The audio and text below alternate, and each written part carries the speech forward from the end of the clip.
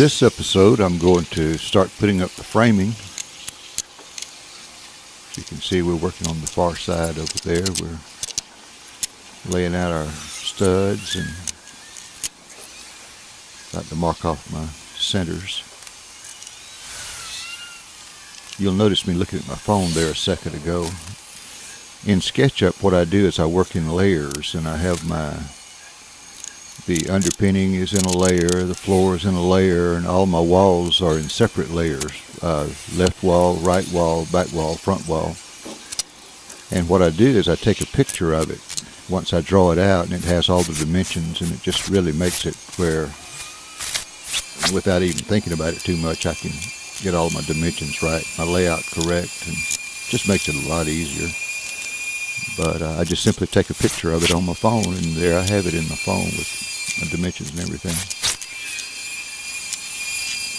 My original intent when I did this was to use board and batting, but I began to realize that it was going to take 130 pieces of 1 by 12 by 9 white pine, and getting that here was going to be quite a task. So I went back to using what they call reverse board and batting in 4x8 sheets.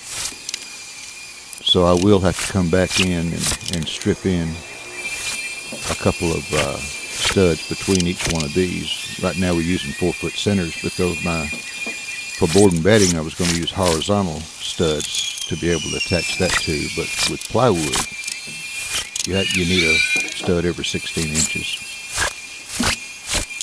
But it worked out good because the wall would have been so heavy when I tried to lift it, it would have been difficult. This way it wasn't heavy at all. I was able to just set them right up. In the case of this wall here, since you can't get a 24-foot stud, I had to piece it together with two 12s, and when we start to lift it, you'll see it bend just a little bit right there. There's no way I could have done that by myself. It would have just broken right there or come apart. But we got it up, and now we're working on this wall. Here again, my design, it's been a work in progress. I realized that we needed some storage, so I thought it would be easy just to come off the side here with about another 8-foot section. So this wall will have a door framed into it. That'll give us access from the studio into the storage room.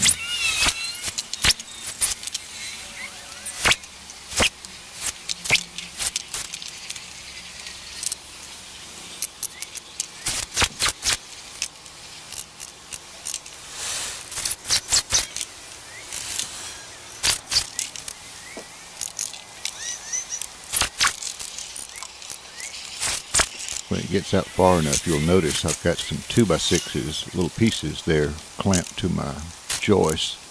That keeps that bottom from sliding off when I lift that wall up.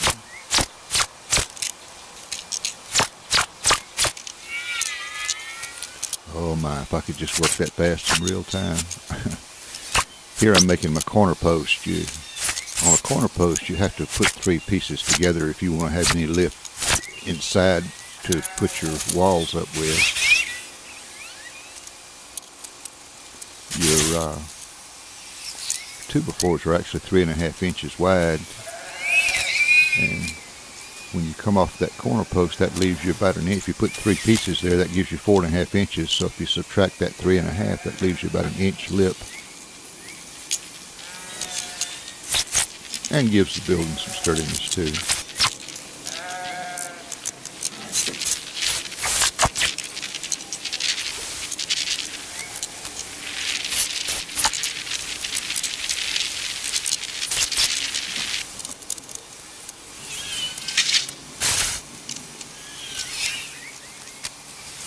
Yeah, this is starting to be the fun part now. You'll start seeing the building come alive in front of you, so to speak. I screw it to those studs going down to the ground to keep it plumb. You'll notice I set that first pair of headers I cut them too short. I looked on the wrong side of the number. Instead of 35.5, it wound up being 34.5. I know you pros out there think that's funny, but I get in a hurry and I just looked on the wrong side of the number. But really, that's the worst mistake I've made so far. That SketchUp thing has sort of kept me in line. As long as I just look at the right side of the number. So I had to cut 2 new headers. I have learned that once you cut it too short, you can cut it as many times as you want to, but it's still going to be too short. All right, now we're starting the back wall.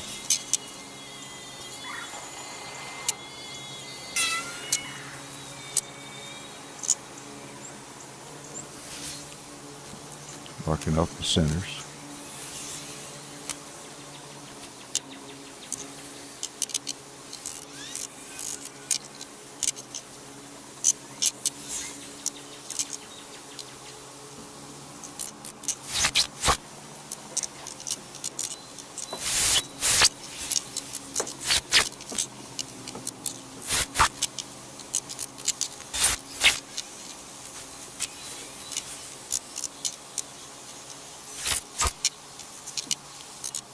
Just about got that thing ready to set up.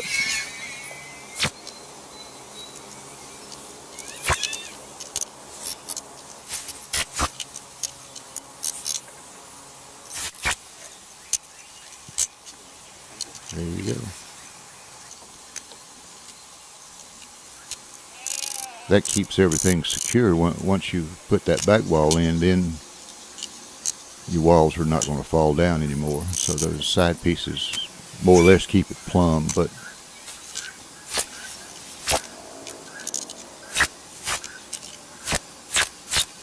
not absolutely necessary anymore now.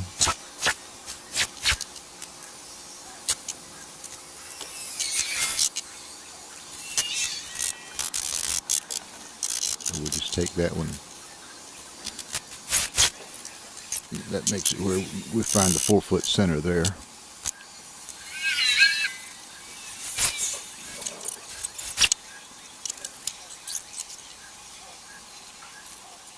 Of course, Bella has to do her inspections.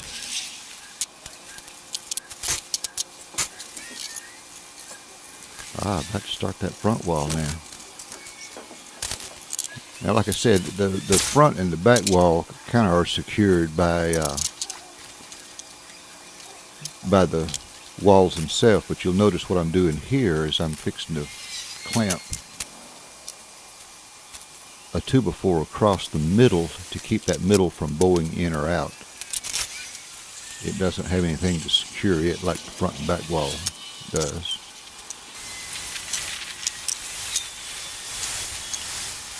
Alright, get that front stripped in.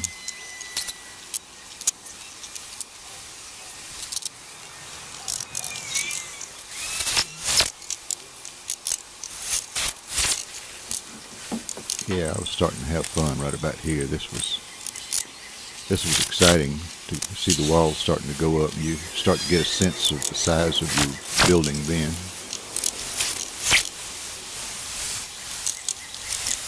It's funny when you're looking at the floor, you don't really sense the size.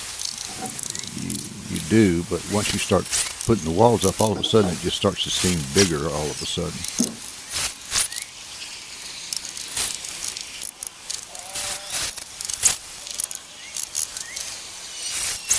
Getting her done, though. All right, set that thing up there. You probably can't see it because it's only about 1 foot long, but I have a little level that I make sure everything's plumb. You got to plumb those walls before you screw that front part and the back part in. That keeps you square.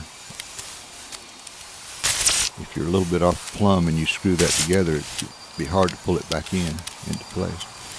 All right, putting up the header for the front door.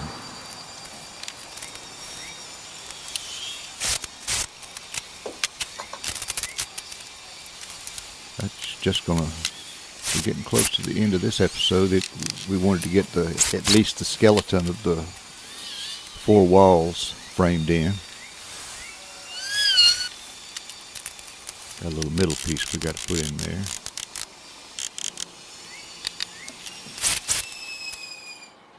All right, there it is. All 4 walls are up. Ready to start putting up the ridgepole and etc. I hope you like what we're doing. Subscribe, share, and like, and we appreciate all of that, and we appreciate you watching.